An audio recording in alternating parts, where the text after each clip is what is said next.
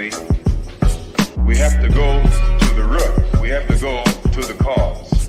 Dealing with the condition itself is not enough. Dear Mr. Massa, I'm just trying to mind my own business. What's the matter? It's just another day, another black king captured. I'm about to lose my brain, stuck inside this ghetto rapture. I got a lot of smoke. If you want it, you can have it. They want a hat trick, but this is black girl magic. Ain't talking about the kind that'll make you disappear, but I'm talking about the power of the melanin within. Ain't looking for trouble, but I'ma say this one time. I put two dukes up if you try to touch mine. We still want justice for Samir and Trayvon. You say you don't see color, but racism ain't blind. They targeting little kids whose skin look just like mine. So I'm paranoid, it's a war zone outside. And I'm a black queen, so if you ask me to step out of my car, you gon' have to snatch me. Cause I ain't going no damn well. Had to spend my whole life living unfair. Ancestors got my back and they right here. You can never understand, it's a nightmare. Living in my black shoes by the black rules. You can keep your handshake, I don't dap coons. The white man to go nuts if he cash you. But you all on his side like a damn fool. Make it make sense. We are oppressed. Queen. We are exploited. We are downtrodden. Make it make We are sense. denied not only civil rights, but even human rights. Ahmadiyyah. So the only way we're going to get some of this Ahmadiyyah. oppression and exploitation Queen. away from us or aside from us is come together Queen. against the common enemy. Who taught you to hate the texture of your Ahmadiyyah. hair? Who taught you to hate the color of your skin? Ahmadiyyah. Parents, pay attention to the books, the school system, given to your little children. Lies mixed with wisdom. His skin too bright, so he was blind to the prison. My skin just right, so I collide with division. You trying to pray to God, but we tired of religion. No savior saving, we got to save our savings. We used to pay miss, how we gon' make the slave rich? But who's to blame, and tell me why you complaining?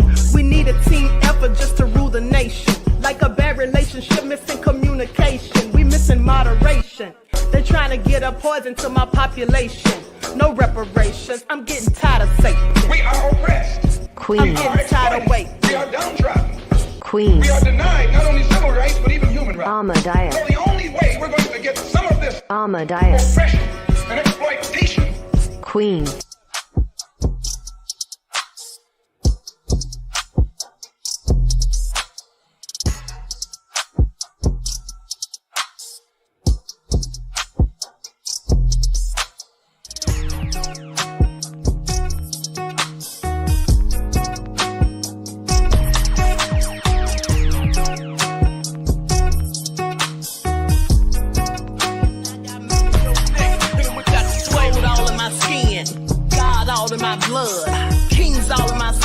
Touch one of mine and you're done. They show no love for the queen. Why you hating on me? Is it cause I'm free and I got Malcolm X in my jeans? I got dreams like King Luther, shed blood like Kunsa. You ain't helping my people, I ain't got nothing to say to ya. I want all the smoke like hookah. Talking reparations. America won't be great until they give us compensation. I'm like, I'm the hottest right now. See a bunch of lames out here trying to jock on my style. They be doing too much. I'm the queen, it's too easy. It's like they all in Popeyes, how they be talking so greasy. I just sit back and laugh while these haters get mad. So nefarious how they don't want my pockets with cheddar. I tell them they can do better. These snakes in the grass can leave a bite on your ass, cause y'all be trusting too fast. I got my foot on the gas, other one on they necks. Dropping receipts on haters, you better show some respect. I'm never facing regrets, we only facing the threat. This is the sound of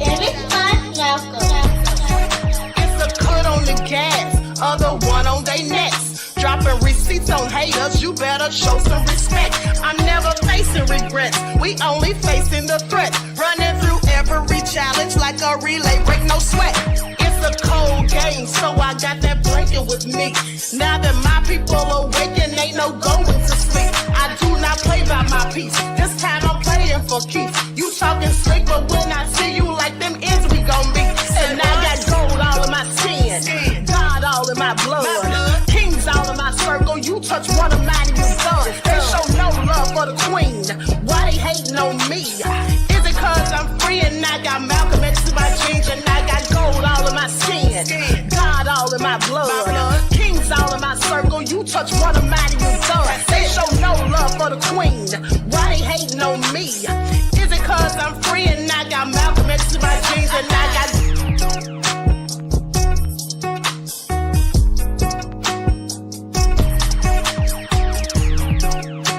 This is the sound of Famous Fun. Hello, everyone. Thanks for tuning in once again to the original Queen Ahmadiyyah Shakur show. I'm your host, Queen Ahmadiyyah Shakur, and this is your morning wake-up call. Okay, forgive me for being tardy, beloveds, but I was trying to finish my TikTok. Okay, so with that all being said, thank you all for tuning in. Let's see who's in here. As you're coming in, please feel free to go ahead and subscribe to the channel if you haven't done so already. Be sure to click that notification bell and click the word all so that you're notified each time the Queen Goddess goes live.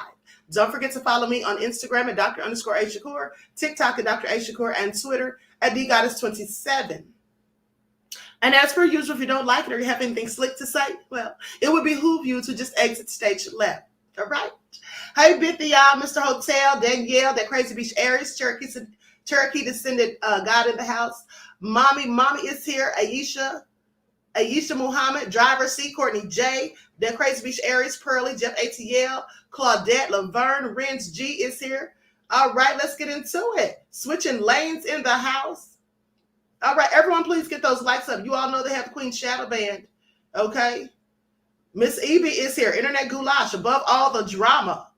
Okay. Mr. Elevation, Eileen, Root Trackers Bayera. Nessie X is here. Vince, I am from the UK. All right, Stephen, I see you, beloved. So with that all being said, hey, T. Randall, Kenyetta in the house. All right, shout out to all of my loyal royals in the chat and everyone watching from elsewhere. Hey, Deronda. Okay, so let's go ahead and get into it. Let's get those likes up. You all know how they do. So let's talk about it. Now, you all want the Diddy news first or last? One's in the chat if you want the Diddy news first, or do you all want me to save that for last? I have questions. One's if you want the Diddy news first. Two's if you want me to do that last. All right, good. All right. Well, I see some people putting ones. Oh, here we go with the nefariousness. Some people saying last. A lot of people said ones. A lot of people saying ones. I'm going to save the best for last, okay? Not that it's the best, but it's the best gossip because that's what it is, okay? So now, let's talk about first. Let's get those likes up, okay? Please like and share. First of all, let's talk about the guy who was killed here in Atlanta, the older gentleman who was a deacon, Deacon Hallman, who was killed by a police officer here in Atlanta at a traffic stop. Now, I have an update on that, so let's talk about it. Likes up, everyone, please like and share. Okay, here we go. Let me pull up my receipts.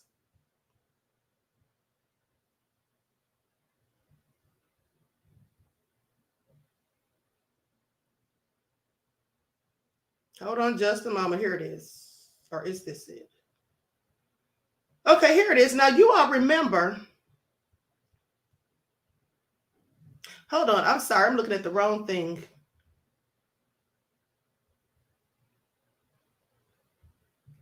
Wait a second here. Okay. I'm sorry. I don't have that receipt.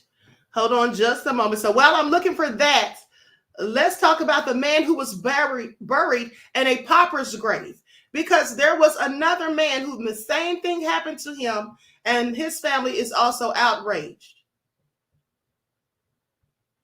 Now, the first person we talked about, that was Dexter Wade. If you remember, his family had been looking for him and he was missing. They reported him missing, only to find out that he was hit by an off-duty police officer in an SUV, and then he was buried in a pauper's grave. They claimed they couldn't find the family, didn't have, any way to get in touch with anybody, didn't know who he was or any of that. But the man had a medicine bottle in his pocket that had his name and the address on it.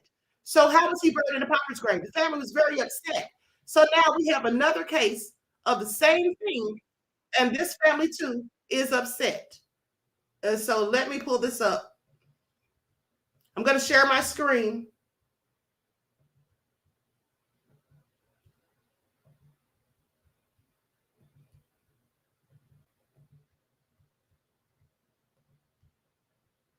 lot from you about our report last month on a man killed in Mississippi by a police officer, then buried without his family ever being notified. Now we learned a similar situation happened to another man. Here's Blaine Alexander. For Mercedes Onachukwu, her big brother Mario Moore was one of a kind. He was full of wisdom and charm, and he just had a personality that you did not forget easily. His life wasn't easy. He'd spent years fighting a drug habit and could disappear for months at a time, but he would always come home. Until last month, when their sister, Marquita Moore, saw an article from NBC affiliate WLBT about homicides there in Jackson, Mississippi that had gone unreported. Mario's name was second on the list. I just broke down. I felt just weak. And I couldn't do anything else. According to the coroner's report, Moore was killed by blunt force trauma to the head. His body was found on the street wrapped in a tarp 8 months before his family ever knew. Then the second shock, Mario had already been buried in a pauper's grave behind the county jail. We do not have a grave number. We don't have anything other than the coroner saying I buried his body in an undisclosed location. For his mother, Mary Moore Glenn, the grief is unspeakable. They put him in a bag and they just dump him in a grave like they're a dog or something. Who gives you the right to do that? He was buried on July 14th, the very same day and location as Dexter Wade. His case sparked national outrage after NBC News first reported he was hit and killed by an off-duty Jackson police officer, then buried before his family was ever notified. His mother, Betterstein Wade, had spent more than 5 months searching for her son. Help me understand what that time was like for you. That time was horrible. You would lay in your bed, you would think he might have been out there suffering. I'm going up yonder. After NBC's report, Wade's body was exhumed, and just this week, his family held the funeral he was long denied. At the time, Jackson's mayor called it a failure in communication. The Jackson Police Department has not responded to our requests for comment on either case. A police commander told Moore's family an officer left a business card at their mother's home, which they say they never saw. If my son had committed a crime out there, I said, you all will be coming knocking at my door. And if you didn't get anybody, you would have come back. Again. Mario's family held a memorial service for him, but it has not stopped the questions. His homicide is still unsolved. Blaine Alexander, NBC News. Okay, so that all sounds like a load of BS to me as far as I'm concerned. Now, if the officer said he left a note at the door or left his business card at the door, so he didn't go back, double check, call the family after not hearing anything from them, and if they knew that there was a family for him to leave his business card at, why would they bury that man in a pauper's grave? This all sounds like a whole load of BS. And they're talking about a failure of communication. It's a whole lot more than that. You know, it's a whole lot more than that. How do we know how these people are losing their lives when these things happen? Who knows how many other people that have been determined as missing or deemed missing are out there? Buried in that darn pauper's field. Now, with the case of Dexter Wade, I do believe that that was purposely done because the officer took his life and they didn't want that to come out likely. And they also don't want the family to sue, which they absolutely should. Okay, this is all crazy. Buried that man in a darn pauper's field when he had a whole prescription bottle in his pocket that had his name and everything on it. This is all crazy. But anyway, let me continue. So I have the footage, the body cam footage. I have the body cam footage of Deacon Hallman, who was, you know, the body cam footage has finally been released. Now, if you remember, he was here in Atlanta. He was pulled over. Okay, there was a fender bender or whatever, and he was telling the officer that it wasn't his fault. The officer got upset. According to the body cam footage, looks like the officer got upset because, you know, Deacon Hallman didn't really agree to sign the traffic ticket at first. Now, here's the thing. You don't have to sign a traffic ticket. They're not supposed to harm you or take you to jail for that. Now they'll threaten you with jail these days. But if you do sign it under, put that you signed it under duress, okay? Don't just not sign it so something like this happens and they escalate the situation, because we know how they love to do that to people that look like us. So with that all being said, even if you don't want to sign it, because I never do, just put signed under duress if they start making threats or anything like that, or just go ahead and sign it in the first place if that's what you choose to do. But I just don't sign it, because now you're entering into a contract. So let me go ahead and pull this video up. Likes up, everyone, please like and share. Thank you in advance. And tasing of a church deacon. Good evening. Thank you for joining us on Fox 5 News at 6. I'm Courtney Bryant. I'm Eric Perry. The family of Johnny Holloman says the fired officer should face charges criminally in their loved one's death. Fox 5's Angelique Proctor has more. The Holloman family says they are getting calls from across the country on people who are viewing this video and immediately becoming outraged. They say when you view the video, you can hear the deacon say at least 15 times, "I can't breathe." They are vowing to get justice for their loved one. I'm saying it was not my fault. He ran into my truck. Deacon Johnny Holloman immediately tells Atlanta police officer Kyran Kimbrough he is not at fault following a minor traffic accident on August 10th. Mr. Holloman asked for a sergeant as the officer insisted the 62-year-old did cause the accident, and he asked him to sign the ticket. Sign the ticket. Okay, I'm going to sign the ticket. I'm going to sign the ticket. I'm going to sign the ticket. The video shows Officer Kimbrough got more aggressive as Holloman delayed signing the ticket. Put your ass on your back. Officer Kimbrough continues using his taser and appears to have done so at least 4 times. Deacon Holloman, who was not armed, became unresponsive. Paramedics finally arrived and transported Holloman to Grady Hospital, but he did not survive. 3 times he says, "I'll sign the ticket," and the officer at that point was like, "Later for you signing the ticket. Now I just want to use power over you. I just want to bully you." At a Wednesday afternoon news conference, his family called his tragic death senseless. It should be no households that are not praying for the Holloman family. It should be no households that are sitting by with dry eyes and not tears in them, because that was senseless. That was murder. He wasn't belligerent. He wasn't drunk. He wasn't combative. And he did not deserve to die on the streets of Atlanta.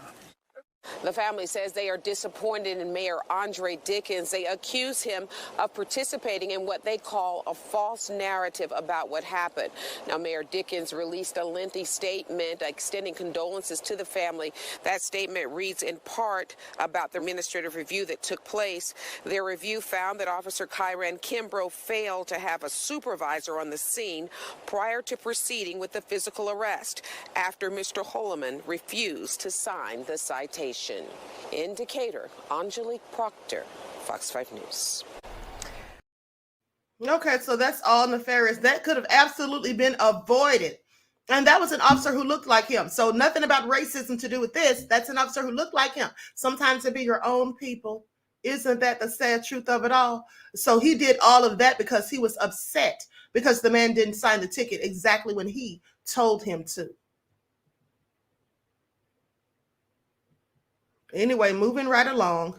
So now they've come out and said that the Walmart shooting was possibly racially motivated. So let's talk about it. Likes up, everyone, please get the likes up.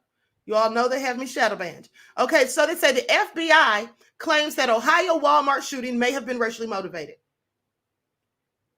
They're saying that they said in a statement on Wednesday that a shooting that left 4 people dead at a Walmart in Ohio on Monday may have been at least partially inspired by racial extremism, citing evidence collected from the shooter, including journal writings.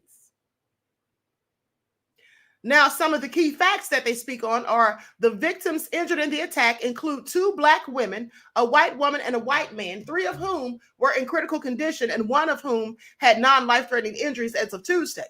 Now, the shooter, identified as Benjamin Charles Jones, died of a self-inflicted gunshot wound after the shooting, though the FBI is still seeking information regarding the 20-year-old. They say law enforcement said in a Wednesday statement that Jones used a .45 caliber carbine with 1 with one 9-round magazine that was purchased November the 18th from a store in the Dayton, Ohio area. Now, investigators who did not disclose the contents of Jones's journal writings are determining if any of Jones's answers on his firearm paperwork were accurate. The Beaver Creek Police Department did not immediately respond to requests for comment. So they say that Captain Chad Lindsay, acting Beaver Creek Police Department chief, said during a Tuesday press conference that Jones walked into the store with a carbine and appeared to shoot indiscriminately at patrons. Lindsay added that the shooter was found with a self-inflicted gunshot wound 7 minutes after the first 911 call was made. Now, the attack happened less than a week after the U.S. surpassed 600 mass shootings this year, according to the Gun Violence Archive, which defines mass shootings as events in which there are at least 4 injuries or deaths, not including the shooter. Now, the U.S. is on pace for 700 mass shootings in 2023, according to the archive, which would be the highest number recorded by the archive since it started tracking data in 2014. They say 2,400%. That's how much higher the number of these extremist-linked violent plots were in the 3-year period from 2018 to 2021, compared to the 3-year period from 1990 to 1993, according to the National Consortium of the Study of Terrorism and Responses to Terrorism, which also found that most violent plots are planned by far-right extremists. Well, here's what I think about all of this. They're saying that it could have been racially motivated. I think they absolutely know for a fact whether or not it was. And why aren't they telling us what was in the journal writings? That's what I'd like to know, wouldn't you? Why aren't they releasing whatever was in the journal writings? And here's the thing. It makes sense. Now, even though some white people were shot, that could have been accidentally. They could have been casualties. Who knows? But I find this very interesting because if you remember on the video that I showed you, the young woman who was white said that he walked right past her. Do you all remember that? Do you all remember that? She said that he walked right past her. And she said she was lucky to be alive, that her grandmother and mother must have been watching over her. Okay? Because she says that she literally walked right past him right before he opened fire. So yeah, it likely was racially motivated. Okay? With that all being said, I find it also egregious. But let's talk about the Haitians. The Haitians are supposed to be suing. So let's get into it. Haitian immigrants sue Indiana over a law that limits driver's license access to certain Ukraine. So they don't want to give it to the Haitians, but they're giving it to the Ukrainians. This is what they're alleging. Now hold on, because someone did a TikTok video about this. Hold on just a moment. Here it is right here. I'm going to share my screen so you all can see this. Likes up, everyone, please like and share.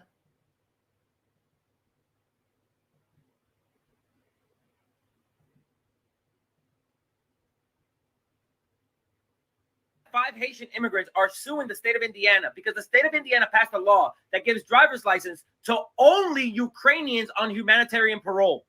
And this is clearly racist because it's only helping out the white immigrants. If this had been more broad, it could have helped out people from Haiti, Cuba, Venezuela, Mexico, but no, only for Ukrainians. The lawyers for the Haitian immigrants are saying that this is violating the Civil Rights Act of 1964 and the Equal Protection Clause of the U.S. Constitution.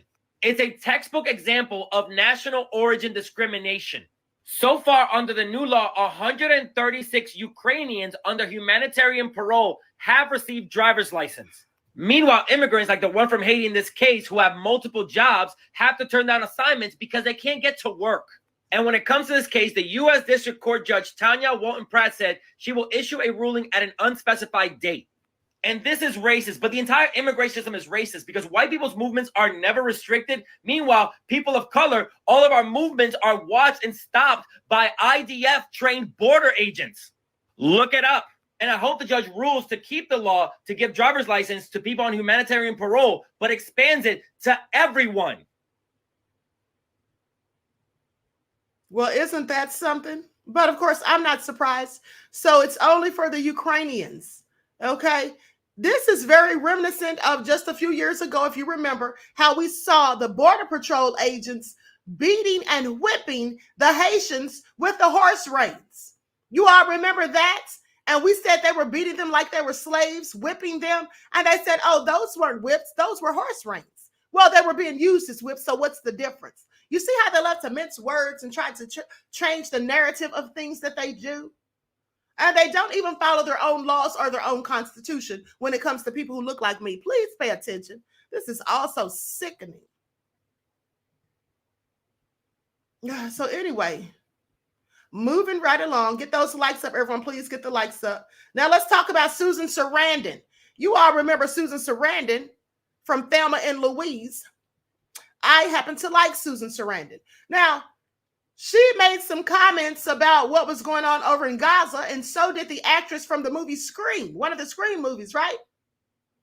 So now they want to cancel them, and they're accusing them of anti-Semitism. Now, if you ask me, nothing that they said was hateful. It was, in fact, the truth. I want you all to pay attention. I'm going to share my screen so you all can see this.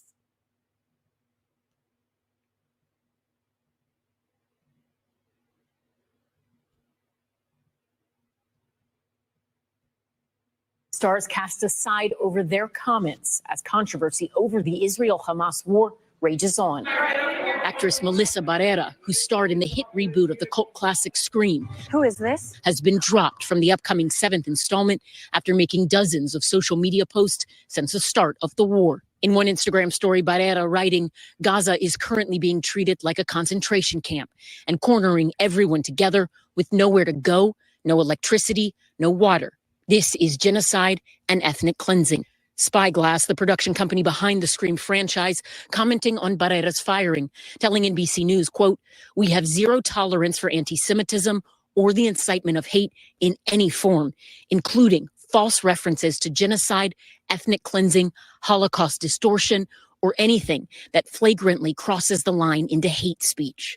Some fans are outraged. Human rights aren't political. They messed up big time when they let go of Melissa Barrera. I'm so disgusted and angry and saddened over this news. People are standing up. Barrera's ousting coming just days after Academy Award-winning actress Susan Sarandon was dropped by her talent agency after making these comments at a pro-Palestinian rally in New York City. A lot of people that are afraid of being Jewish at this time and are getting a taste of what it feels like to be a Muslim in this country, so often subjected to violence. United Talent Agency confirming to NBC News they are no longer representing the actress in the wake of the November 17th comments, which sparked outrage online.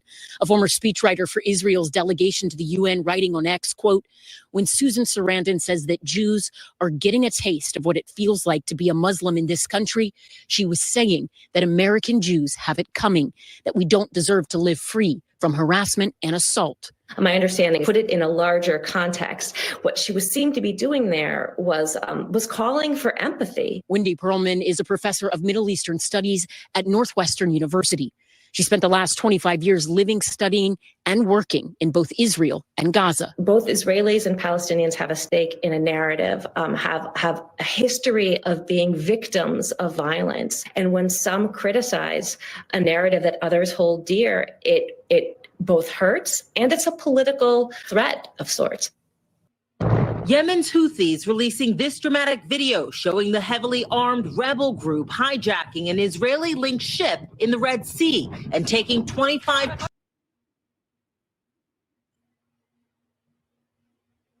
Well, I guess you all see that. Miss Hotel said this is all so stupid. A CMO said, "We know who runs Hollywood." Yes, we absolutely do. We absolutely do. Hold on, beloveds. I'm posting something real quick.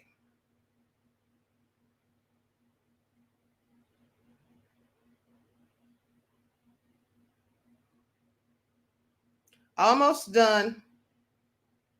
I want you all to see this video about a young man who went down to Mississippi. Now, we're going to get into this. I'm going to give more details, but I want you all to watch this video in the meantime. This young man who went down to Mississippi, he was only there for like 2 weeks before he turned up deceased under very strange circumstances. Please pay attention. This is 23-year-old James Cooper. He was found dead hanging from a light pole less than 2 weeks after moving to Mississippi.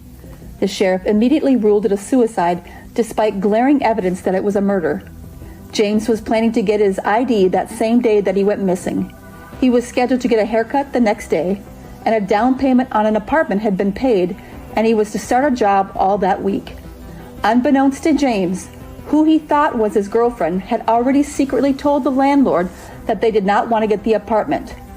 Interesting enough, this same female claimed that she phoned James's mother on May 8th, the day that he went missing. She said James's mother said that she had contact with her son James, and he said that he was in a nearby wooded area by water. However, James's mother said this is absolutely not true. She never had any contact with this female the entire time that James was missing.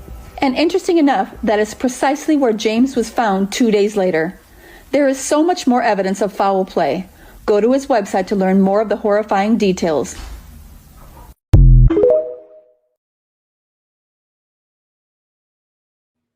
Okay, so that's absolutely egregious. It sounds suspicious. And I want to know who this girlfriend is and what race is she?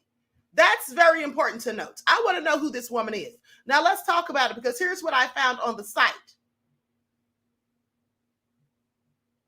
So James's mother, Nadine Cooper, needs an attorney. They said the Washington County Sheriff's Department refuses to give her anything without a court order, and the Washington County Coroner, Methel Jackson, won't send the files from her department either and will not return phone calls or emails.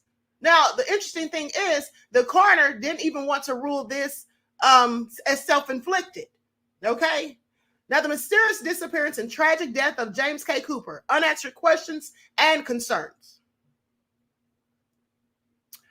So they say in early March, James was living in an apartment with another individual in Milwaukee, Wisconsin. And then James came home to their apartment to find this person was with another man. This woman called James, telling him that she had only 2 months to live because of a medical condition with her heart. Witnesses verified that this was not even true. Now, upon arrival in Mississippi, James found himself in a complex living situation. He shared an apartment with this same individual and another person. It was to James's understanding that they were to get an apartment together. James was very excited to be starting out his new life with a new job and the hopeful possibility of getting an apartment. Now, little to James's knowledge, the landlord stated that he was told by the young woman that she no longer needed or wanted the apartment at all. This was done prior to his death. Then on May the 8th of 2023, a heated dispute erupted between James and this individual over something seemingly insignificant. Now, witness accounts suggest that their disagreement escalated to the point where the individual got into her vehicle, berating James as he stood outside of the vehicle. From this point on, James vanished without a trace. Now, this individual claimed that he had packed his belongings and left precisely on the day when he was due to secure his identification for his eagerly awaited new job. James remained missing until May the 10th of 2023, when he was found in a nearby wooded area under circumstances that left numerous questions unanswered. Church members embarked on a mission to locate James following the discovery of his duffel bag along a dirt road. Now, subsequently, they stumbled upon James's lifeless body near a lamp post. They called their pastor at 9 a.m. to tell him they found James. The pastor was helping James to get a job, and James had just been baptized. The pastor arrived at the scene along with other church members. Emergency calls to 911 came at around 9:20 a.m. Now, intriguingly, an individual claimed that she phoned James's mother, Nadine, on Monday, May the 8th. It was reported that James had texted his mother, Nadine, saying that he was in a nearby wooded area by water. Nadine, however, refuted this claim, asserting that she never received a text from her son or a call from anyone. The sudden revelation of James's location 2 days later raised suspicions, as it should. And here's the thing. The police were so quick to say that this was self-inflicted. He did this to himself. Why didn't they check the phone records? If this young woman is saying that she spoke to James's mother, they can check her phone records, and they could also have James's mother's phone records checked. And they could also have James's phone records checked to see if he texted or called his mother. Okay, saying that he was in a wooded field on the day and time that this woman claims. Now, local law enforcement swiftly classified James's death as self-inflicted, despite the mounting uncertainties and concerns expressed by family and friends. An autopsy conducted 8 days after the discovery of his body was fraught with questions. No refrigeration and a very heavy body bag did nothing except speed up the decomposition of James's body, and the examination appeared perfunctory. Now, the autopsy took about 1 hour, which is not long at all. Research indicates that 2 to 3 hours is the standard time, although some may take even longer. So why did they get done so quickly? Furthermore, standard procedures appear to be conspicuously omitted. So the autopsy was done without them following standard procedure, and it was done in a haste, it seems. I have a lot of questions. Now, James was found with cords wound around his neck.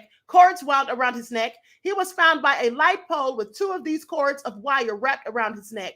Each cord is measured at 1.5 inches wide, and these cords are the kind you see on any telephone pole, cables, thick and very rigid is how they describe them.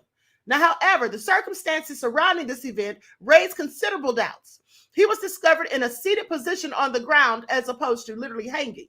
Now, furthermore, there are striking physical indications on James's body suggesting that he'd been in a different position before being placed near the lamppost. This evidence casts doubt on the idea that James had taken his own life. So he had been in a different position. Now, I wonder if they hanged him first and then took him down sometime later. I just have questions. Now, one of the most unsettling elements of this case was the presence of a zip tie clutched in James's hands, a detail inexplicably omitted. There is much more evidence of foul play and lack of investigating related to James's death. So they say more information will come out at a later date. Now, as the questions surrounding James K. Cooper's tragic demise persist, his mother, Nadine Cooper, and family are left with a pressing need for answers and justice. Unfortunately, the family has had difficult times obtaining the information needed to shed light on the mysterious circumstances surrounding his death. James's story remains marked by uncertainty and suspicion, and those who knew him well, his family, they continue to seek the truth and justice for a young man whose promising future was tragically cut short. James's family and friends do not believe it was self-inflicted. They say, we believe that a comprehensive, transparent, and impartial investigation is required to uncover the truth and deliver justice to James. This is very sad. Okay, they say he was a happy soul, a jokester. You know, he liked to have fun. He was the youngest of 19 kids, 15 on his father's side. Well, Papa must have been a Rolling Stone, mind you, and 4 on his mother's side. And then someone says that he was, someone said they had bonus kids. So he wanted to have his own carpentry business like his father. James called one day crying, saying that his girlfriend had a month to live. He was devastated, and the family members tried to console him. Well, so she was lying. Now, what was going on with all this lying that this woman was doing? I have questions. Why was she doing all of this lying? This is all crazy. And then telling the landlord that they didn't need the apartment. Then he turns up dead. Yeah, she clearly had something to do with it, as far as I'm concerned. I can't imagine what his family is going through right now since Mr. Hotel. Exactly. Wherever he laid his hat was his home, said Rhonda. Okay, his father with 15 kids. Okay, Golden Ghost says keep your head on the swivel. Okay, so now let's talk about P. Diddy. He has 2 more lawsuits to come out, and here's the second one. Now, in the second one, Sean Diddy Combs, or Honeycombs as I like to call him, hit with the second lawsuit, and it's alleging sexual assault. Less than a week after settling a lawsuit with former Bad Boy artist Cassie, which accused him of gRape, Sean Diddy Combs is facing more sexual assault allegations. Now, in a complaint filed on Thursday in the New York Supreme Court and obtained by Variety, Joy Dickerson Neal alleged that Combs drugged her, sexually assaulted and abused her, and that she was the victim of revenge porn. And this was created and distributed by him.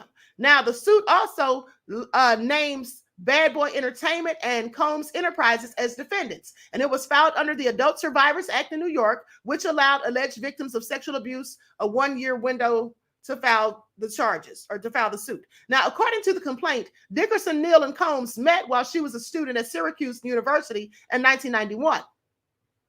And she agreed to attend a dinner with him after appearing in one of his music videos. The suit then alleges that Combs initially or intentionally drugged Dickerson Neal during the dinner and then went on to assault her.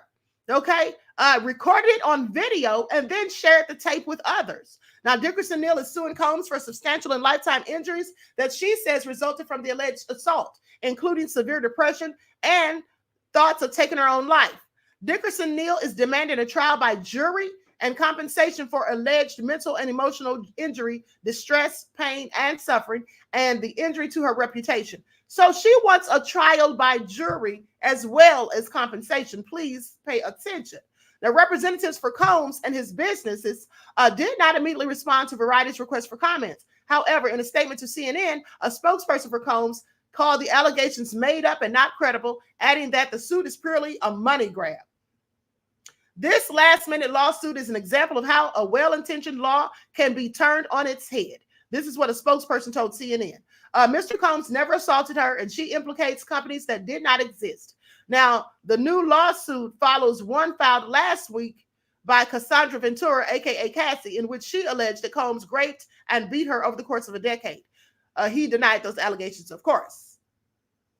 Now, let's talk about the one with him and Aaron Hall.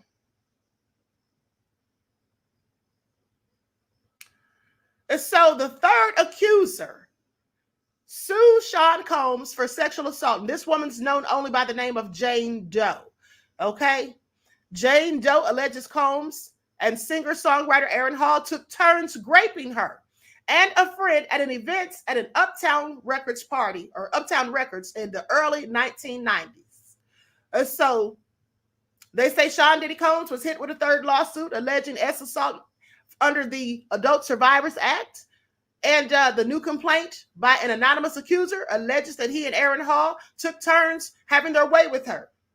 Now, in the filing obtained by Rolling Stone, Jane Doe alleges that she and her friend met Diddy and Hall at an event hosted by MCA Records, the distributor of Uptown Records, at the company's offices in New York. Combs and Hall were very flirtatious and handsy with Jane Doe and her friend, offering them drinks throughout the night. Now, as the event was winding down, Combs and Hall allegedly invited the women back to Hall's apartment for an after party. Now, while at Hall's apartment, Jane Doe was offered more drinks and was coerced into having sex with Combs, according to the lawsuit.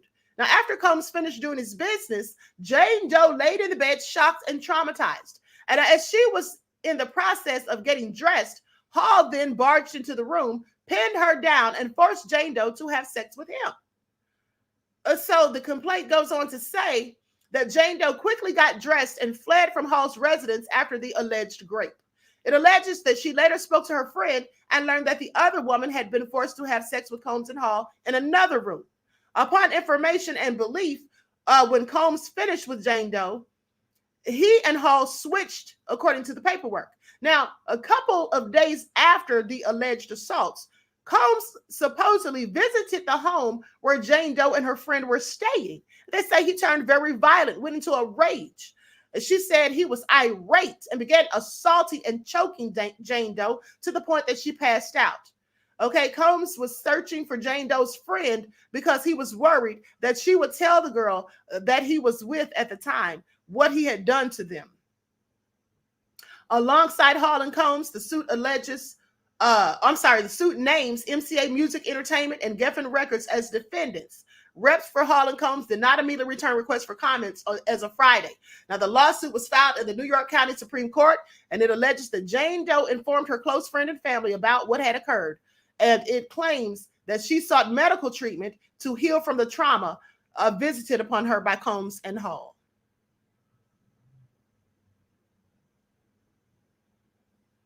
Whew. This is all getting real ugly. Terry Hinn said, I remember Aaron Hall's girlfriend said Tupac saved her life.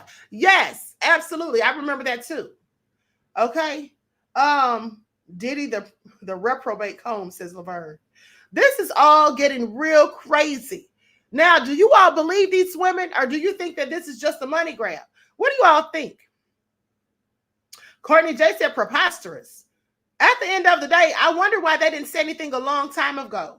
I just wonder why they didn't say anything a long time ago. This is all so crazy. Diddy will have no money left once they're done with him. Absolutely, Mr. Hotel. But women are always flocking to those parties and being glad to be seen with them, says Queen Sam.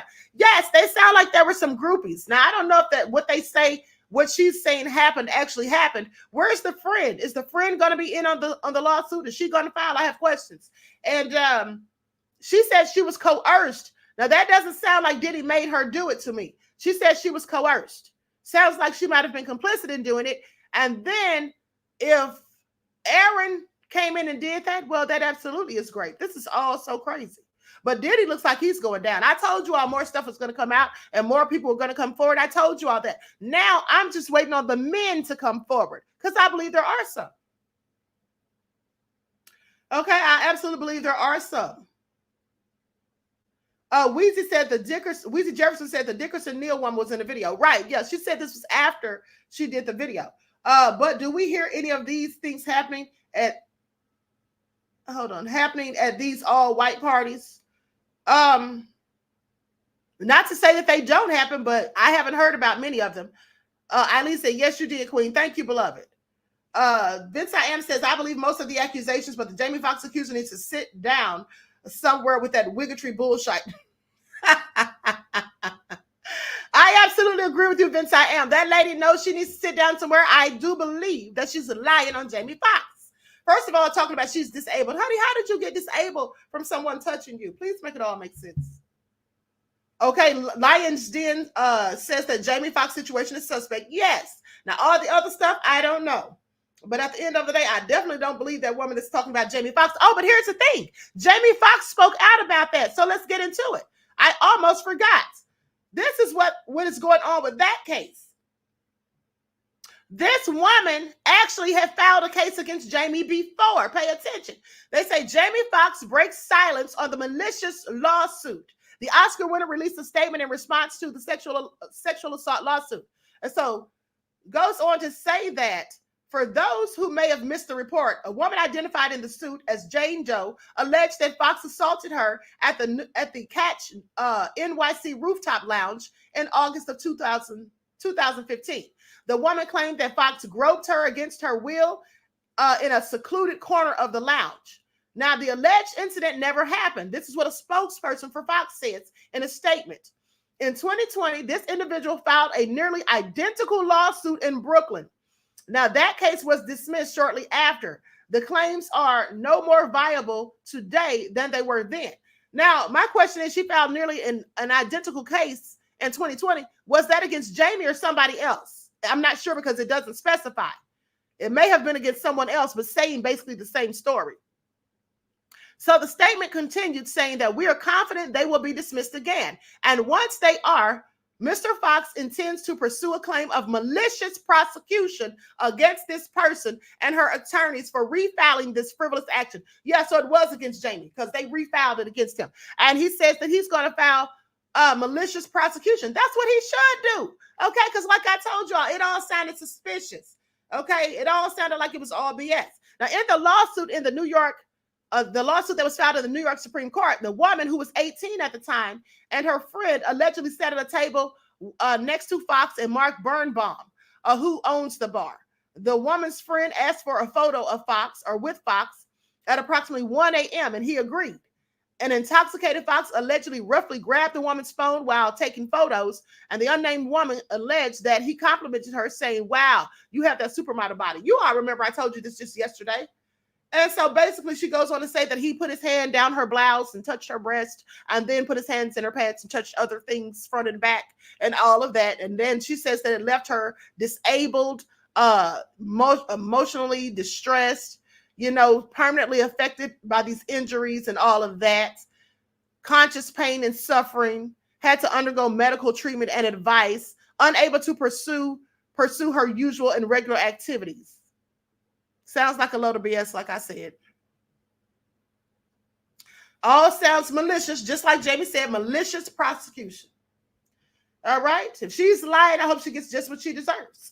Okay, because Jamie's going to turn the tables on her. See, this is what you do when you're innocent. You don't settle. Pay attention. When you're innocent, you don't settle. Now, you can if you choose to, but I don't think it's smart. I think that it's always best to prove your innocence if you have the wherewithal to do so. Mr. Mystical Black Realm says she be lying. Okay, I think so. All right, so now let's get into the trivia of it all.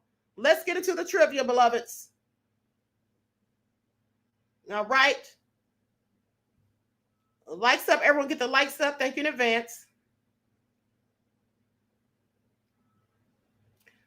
Okay, so here we go. Now, of course, you know the trivia is going to be on the broadcast from earlier this week. Let me pull up the stopwatch. You have 30 seconds to get your answers out after 30 seconds to get your answers out after I start the questions. Okay? And here's the first question. Please pay attention. That's right. Vince said no answers in the Queendom chat, please. Exactly. Okay, now here's the first question. The clock starts as soon as I say the question. And do not put answers in the chat either during, before, during, or after I state the answer. Send all of your answers to the root of all evil 227@gmail.com. All right, here we go. First question. When I talk to you about the psychic Sloan Bella speaking on Diddy and things going on with him, this is a two-part question. When did Sloan Bella say that something big was going to happen as it pertains to P. Diddy? When did she say? I need the date. And who else did she say was going to go down? Clock starts right now. You got 30 seconds. When did she say something big was going to happen? And who else did she say was going to go down? If you were paying attention, this should be easy.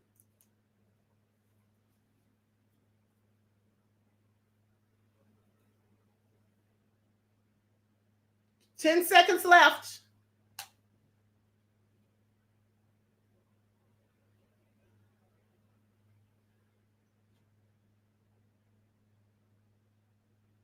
Okay, time is up. Okay, so no one got the answer correct. Some of you, somebody gave me the right date, but not the second. Then somebody gave me the second part, but not the first right part. Okay, so the answer is, she said something big was going to happen in March of 2024. And she said that it would be three of his right-hand men. Okay? And she said she didn't know who those were. And then I showed you yesterday in the video where Harv Pierre, who's the former president of Bad Boy Entertainment, that, you know, he used to be good friends with Diddy. So maybe that's one of the people. Okay, so let me restart the clock. And here's the second question. Now, also, when I spoke to you about Cassie filing the lawsuit, hold on. Why did I tell you that Cassie was forced to file the lawsuit? Why did I say she was forced to file the lawsuit? And where did I get that information from? Who said, who gave the reason as to why she was forced to file it? 30 seconds. 30 seconds on the clock. You have two more questions left, and there's no bonus question today. Just so you know.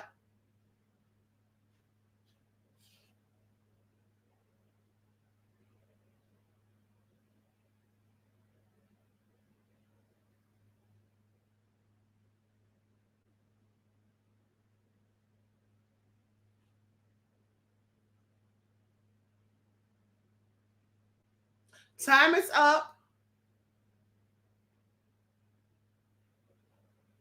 Okay, nobody got the answer. Somebody said because time was running out. That's true. But the answer as to who said this, the YouTuber, no. The answer was an attorney, a legal expert said it. Now, his name is Niyama Rami, but you didn't have to tell me his name. You could have just said an attorney, legal expert, one of those. So nobody got that right. Okay, so now we're moving on to the third answer. And I was wondering why on that first question, when I asked for the date, you all kept putting November. Everybody's putting November 15th and November. You all are talking about the previous case. I wasn't talking about when something was going to happen with Cassie or whatever. I was talking about when did she specifically say something big was going to happen, and then 3 people that were his right-hand men were going to be taken down. So that's why I was like, why is everybody saying November? It clearly was March. But now I see why you all said that, because you got it confused. Okay, here's the third question. Here's the third question. Thank you, Bijan. Bijan says, don't forget to like guys. Please get those likes up. Thank you. Okay, now, third question is, why did Megan Hargan kill her mother and sister? And why was there a mistrial in the first trial? 2-part question. Why did Megan Hargan kill her mother and her sister? And why was there a mistrial declared? 30 seconds.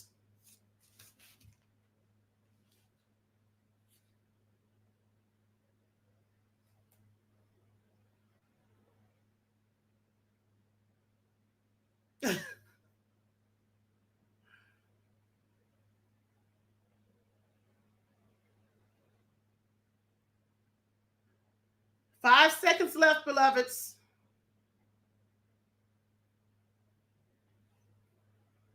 Time is up. The answer is she killed her mother and her sister over a house because she was angry that she wasn't getting another house and her mother and her sister was. Her mother was buying one for the sister. And the first trial was a mistrial because, as I told you all, there was a juror. It was juror misconduct. If you remember, there was a juror who went and did their own investigation, tried to find a rifle similar to the one used to figure out whether or not Helen, the defendant's sister, could have actually shot herself by pulling the trigger with her toe. Okay, so I gave you all very specific details. And here is the last and final question. Again, there's no bonus question today. Now, in the second trial, Megan Hargan was found guilty. My question is, what did Megan have on her person when she was first arrested that helped them to convict her? And also, the second part is, how much money did Megan try to transfer from her mother's account? 30 seconds. How much money did Megan try to transfer from her mother's account? And what did she have on her person when she was initially arrested that helped them to prove that she's the one who did it? 20 seconds left.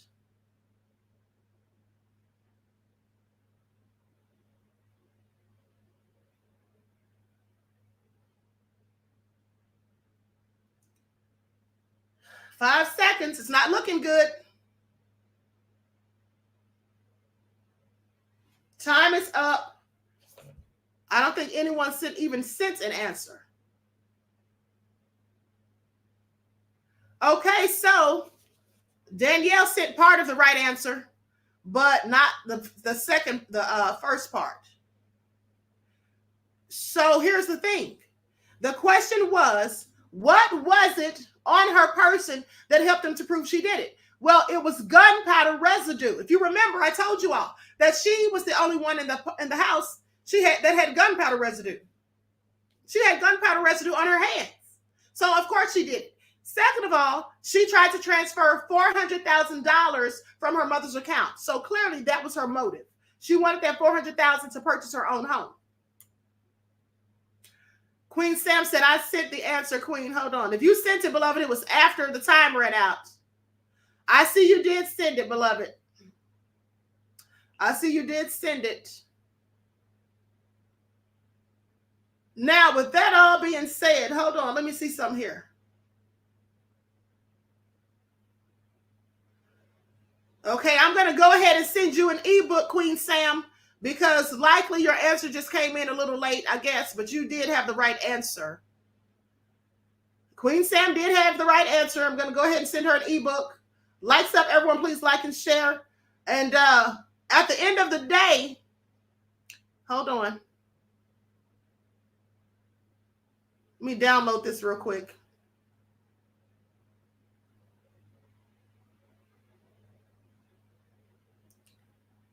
Okay, I had to download it because it's saved on my other computer, beloved. Hold on just a second.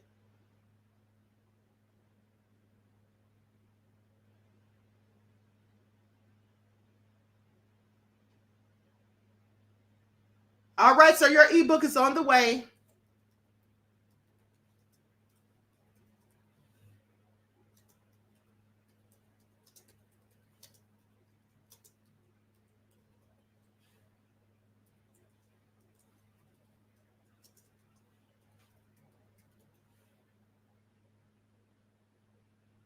All right, shout out to Queen Sam. Okay, so listen, I was going to do the Jeopardy round today, but I didn't have enough winners. I'm writing down Queen Sam's name. Queen Sam, if you can't participate in the Jeopardy round, which we can have tomorrow when I do trivia on the spiritual channel, okay, because I won't be doing it today, unfortunately, but tomorrow I'll be having trivia on the spiritual channel. And we can do the Jeopardy on there if we have some winners. I need at least 2 people. So I have one. That's Queen Sam. Now, Queen Sam, please send me an email to let me know or put it in the chat if you cannot participate by being added to the screen. Because some people don't like to get on screen on camera. So if you can't be added to the stream, let me know so that tomorrow we can look for 2 more winners. Okay? Yes, Saturday. That's on the spiritual channel. On the spiritual channel.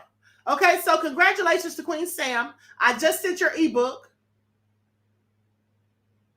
Okay, I just sent your ebook. Hey, Ray Williams. With that all being said, I hope you all enjoyed this live. Everyone make sure that you share it. You know they have the Queen Shadow Band. Okay, with that all being said, I wish you all love, peace, and prosperity. Each one teach one. That's how we grow and thrive. Do something. I don't like to be added. Get someone else. Okay, Queen Sam, that's what I thought. That's why I asked you, beloved. Queen, I can participate in the Jeopardy round. Remember, I lost connection last time. Okay, thank you, Danielle. All right, so we'll still do it on tomorrow. Okay? We'll still do it on tomorrow because Queen Sam can't do it. So we have 1 person for tomorrow. That'll be Danielle. And then we need just 1 more person. That Crazy Beach Aries said she'll jump on. Okay, so with that all being said, Vince I am said thank you for a great broadcast, Queen, as always. Thank you, beloved. All right. Byron B said I've broken my camera in the past. I hate that, beloved. Okay, so with that all being said, everyone enjoy the rest of this day. I thank you all for tuning in. Make sure you like and share this video. Each one teach one. That's how we grow and thrive. Do something productive, constructive, but never destructive. And always remember, beloveds, to keep the Most High first in your lives.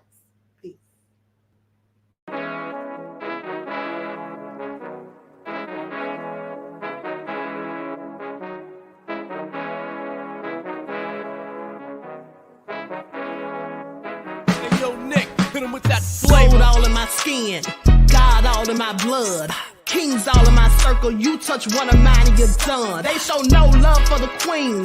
Why you hating on me? Is it cause I'm free and I got Malcolm X in my jeans? I got dreams like King Luther, shed blood like Kunta. You ain't helping my people, I ain't got nothing to say to ya. I want all the smoke like hookah. Talking reparations, America won't be great until they give us compensation. I'm like, I'm the hottest right now. See a bunch of lames out here trying to jock on my style. They be doing too much. I'm the queen, it's too easy. It's like they all at Popeyes, how they be talking so greasy. I just sit back and laugh while these haters get madder. So nefarious how they don't want my pockets with cheddar. I tell them they can do better. These snakes in the grass can leave a bite on your ass, cause y'all be trusting too fast. I got my foot on the gas, other one on they necks. Dropping receipts on haters, you better show some respect. I'm never facing regrets, we only facing the threats. Running through every challenge like a relay, break no sweat. It's a cold game, so I got that blanket with me. Now that my people awaken, ain't no going to sleep. I do not play by my piece. This time I'm playing for keeps. You talking slick, but when I see you like them ends, we gon' meet. And I got gold all in my skin, God all in my blood, kings all in my circle. You touch one of mine and you done. They show no love for the queen. Why they hating on me? Is it cause I'm free and I got Malcolm X in my jeans and I got gold all in my skin, God all in my blood, kings you touch one of mine, you dust. They show no love for the queen. Why they hating on me? Is it cause I'm free and I got Malcolm X to my jeans and I got